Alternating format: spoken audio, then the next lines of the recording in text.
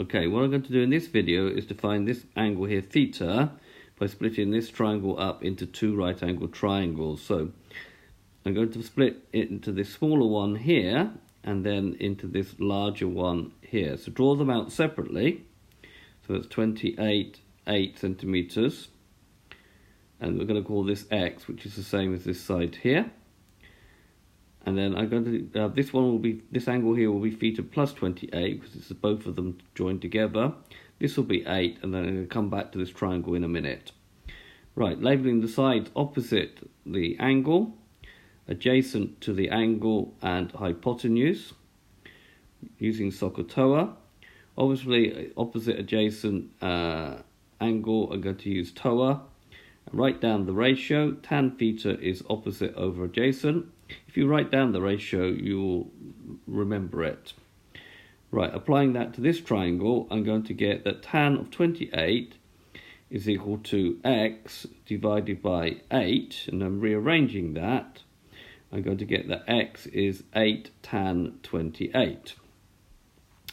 Right, now moving to this triangle here. This length here will be 8 tan 28, that gives you that bit here, plus 5. And now I've got the opposite side and the adjacent side. This is the hypotenuse, I don't really need it.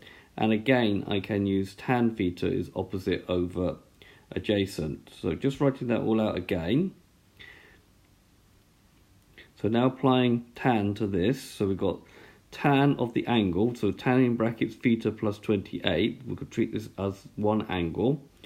Is going to be equal to the opposite side. Now don't get worried here, just write down 8 tan 28 plus 5, which is what that length is, divided by 8, and then we can say that theta plus 28 is going to be equal to, so the opposite of doing tan is tan to the minus 1, so it's tan to the minus 1 of all this, so it's tan of 8 tan 28 plus 5 over 8.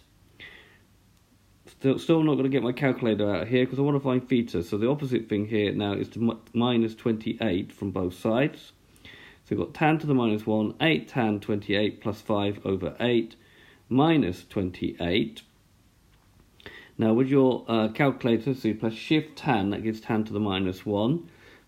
Put it in, use the fraction button for this, and then close the bracket at the end here and take 28. Now the calculator, you have to put brackets on for the angles as well. So that will give you 21.155 degrees, which gives you 21.2 degrees to 3 significant figures.